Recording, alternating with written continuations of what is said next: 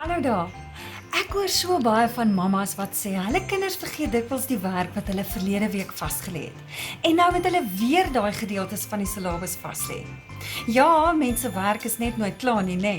En ek kan net indink wat se frustrasie dit is. Dit raak so eentonig vir mammas wat weer met dieselfde werk moet sit. Nou dit is juis hier waar Mavzone lekker kan help. Ons oefeninge is so uiteengesit dat jy 'n spesifieke getalgebied kan kies om in te oefen en dan genereer die program oefeninge wat juis daardie konsep inoefen.